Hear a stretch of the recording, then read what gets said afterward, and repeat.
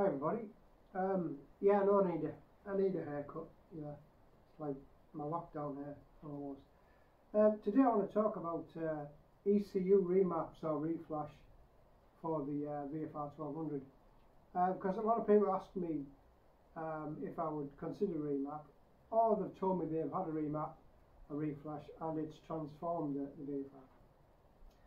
Now mine's got a power commander fitted, and it was fitted by the previous owner.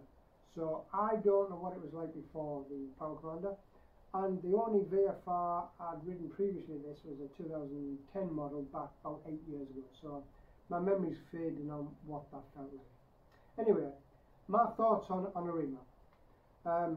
So when I move off from a standing start, I will feed in a certain amount of gas, bite on the clutch, and I get the amount of acceleration that I intended to get from it. If I've dialed in 1500 revs, that's what I get. If I dial in 2000, that's what I get. And I've ridden many bikes that doesn't happen. Not drastically. I think the Panigale that Steve had was probably the worst for that. You know, you thought you were getting 1000 or 2000, and you got whatever. You know, made you look like a novice. But the VFR, if I feed in 1500, 2000, that's what I feel of it.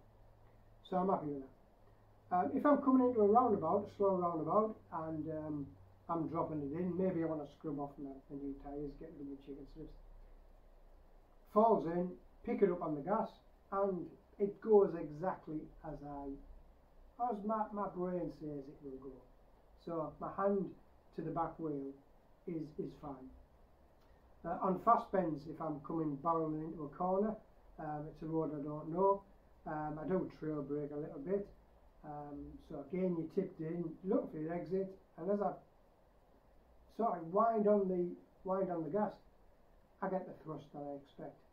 No hiccups, it's just nice. If I'm on a daft 10 minutes like we all are, we get our favourite straight road, we might give it a bit more than we should. I get the thrust from it that I want. Very rarely do I think, oh, I wish that was a bit faster there. I get what I want from it. Top speed, it's obviously limited by the ECU. Do I want a higher top speed than 157? No, not really.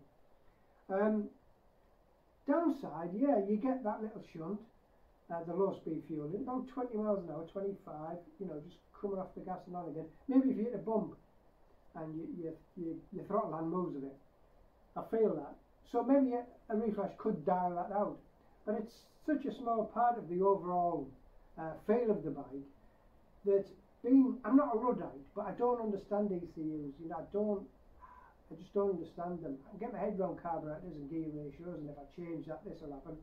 But an ECU, if I got a reflash and there's any other problem or any other thing happened with the bike, I think it was because I didn't reflash.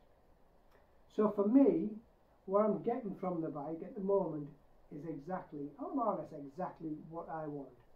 So I personally have very little need to get the bike remapped or reflashed, okay? And I'm sure that people who've had it done are very pleased with it, and you know, people that say it's transformed the bike, to them it may well have done, and that's can only be a good thing.